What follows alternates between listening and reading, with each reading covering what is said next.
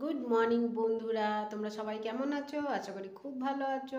ভালো থেকো, সুস্থ থেকো, এটাই আমি কামনা করি। তোমরাও ভালো থাকো, আমিও ভালো থাকি তোমাদের আশীর্বাদে। তা যাই হোক, আজকে অনেক দিন পর তোমাদের জন্য ব্লগ স্টার্ট করলাম। তোমরা সাথে পাশে থেকো কিন্তু, ঠিক আছে? তো অনেক দিন পর আসলাম, কেন কি আমার অনেক একটু প্রবলেম ছিল, কিছু কিছু প্রবলেম ছিল।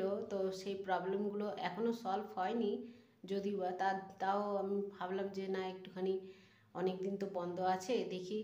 তো ওই জন্য আবার থেকে ভাবছি একটু ভিডিওটা ছাড়ি। তো আশা করি তাড়াতাড়ি করে প্রবলেমটা সলভ হবে। তো অনেক দিন, প্রায় দেখতে দেখতে অনেক অনেক মাস হয়ে গেল। হ্যাঁ, ব্লগ করা ছেড়ে দিয়েছি।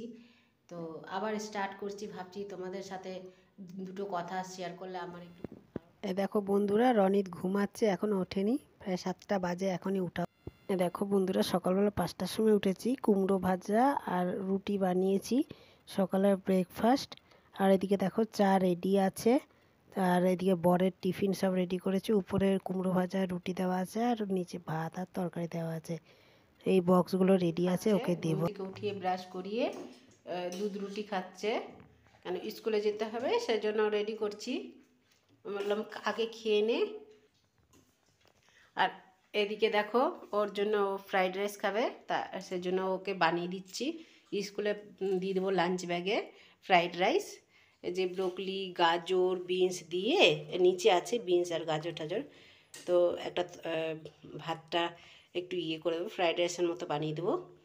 তো চলো বানিয়ে। দেখো বন্ধুরা, স্কুল থেকে এসে রান্না সেরে ফেলেছি। ভাত দেখেছো, ভাত হয়ে গেছে। আর এটা কফি ডাঁটার চচ্চড়ি, পালং শাক, আর এদিকে আলু পোস্ত করেছি। বৃহস্পতিবার জানোই আমরা নিরামিষ খাই বৃহস্পতিবার।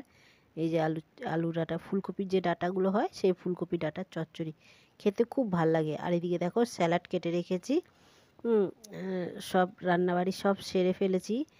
তো স্নান টান করে পুজো, প্রায় যে দুধ দেখতে পাচ্ছ, দুধটা গরম করাচ্ছে।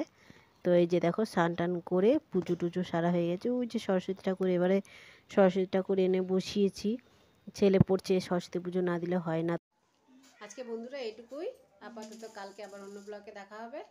এখন রাখি, টাটা, বাই বাই।